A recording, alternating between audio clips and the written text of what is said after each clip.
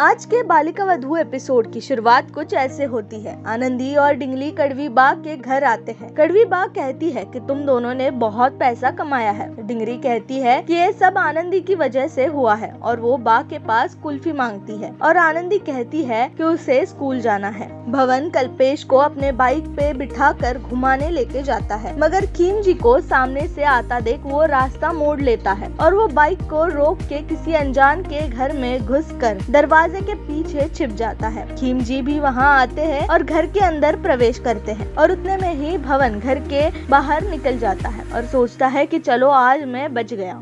देवरी जिगर से पूछती है कि वो क्या कर रहा है। जिगर कहता है कि उसने अपनी बैग में 2 पेन रख लिए हैं और एग्जाम के लिए पूरी तैयारी कर ली है। वो पूछती है कि क्या तुम अपने पिता के साथ देवघर नहीं जा रहे? वो आनंदी को मिलने जा रहे हैं। जिगर बाहर आता है और प्रेम जी से कहता है कि उसे भी उनके साथ देवघर ले जाए। प्रेम जी कहते हैं कि आज तुम्हारी परीक्षा है, मैं तुम्हें किसी और दिन लेके जाऊंगा। जिगर कहता है मैं किसी और दिन परीक्षा दे दूंगा और अपने पिता के साथ देवघर जाने के लिए जिद करता है और वो नीचे गिर जाता है। देवरी वहाँ आती है और जिगर से पूछती है कि क्या उसे कुल्फी चाहिए और जिगर कहता है कि वो उसके पापा के साथ जाना चाहता है। देवरी उसे जाने के लिए कहती है। सेजल प्रेम जी से पूछती है कि क्या वो जिगर को भी अपने साथ लेके जाएंगे क्योंकि उन्हें उसकी जरूरत पड़ेगी। प्रेम जी कहते हैं ठीक है, मैं फिर कभी चला जाऊंगा और जिगर से पूछते हैं कि क्या अब वो खुश है। खीम जी प्रेम जी को कॉल लगाते हैं उनसे पूछने के लिए कि वो अब तक घर से देवघर आने के लिए निकले हैं या नहीं। उतने में ही आनंदी खीमजी के हाथ से फोन लेती है और पूछती है वो अब तक घर से क्यों नहीं निकले। प्रेम जी कहते हैं कि उन्हें कुछ काम आ गया है और वो आज नहीं आ सकते,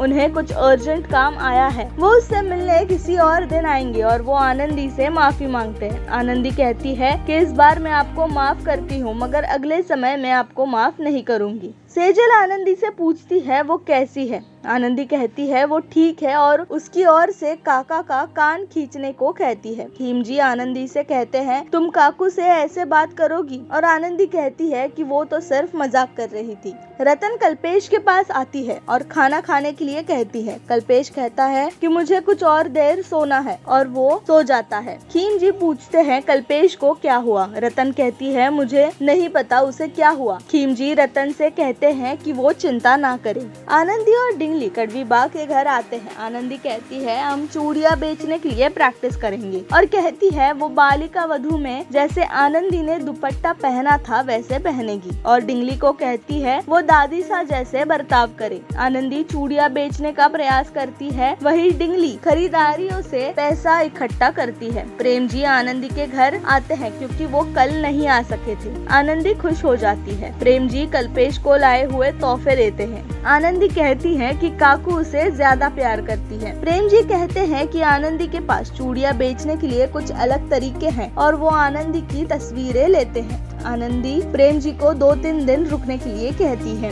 कुछ देर बाद आनंदी बालिका वधू सीजन 1 देखती है और कहती है कि दादी सा आनंदी को कमरे में बंद करने के लिए बहुत बुरी है। रतन कहती है मेरे दिमाग में एक सवाल है, क्या हमने आनंदी का बाल विवाह करके गलती तो नहीं कर दी? और कहती है कि ये हमारे आनंदी के साथ हुआ और अगर उसकी खुशियाँ उससे छीन ली गई तो हम क्या करेंगे? खीमजी कहते हैं जरूरी नहीं कि ये सब हमारे आनंदी के साथ भी हो। वो कहते हैं हमें ये सब नहीं सोचना चाहिए क्योंकि वो सिर्फ एक कथा है और हमारी आनंदी ससुराल बड़ी और समझदार बनकर जाएगी। और कहते हैं माँ आशापुरा की कृपा से सब ठीक हो गया है और हमें ये सब उनका प्रसाद समझकर कबूल कर लेना चाहिए। ऐसी ही डेली अपडेट्स के लिए फैक्ट मीडिया को लाइक, शेयर और सब्सक्राइब करें और फैक्ट मीडिया के साथ ऐसे ही बने रहिए।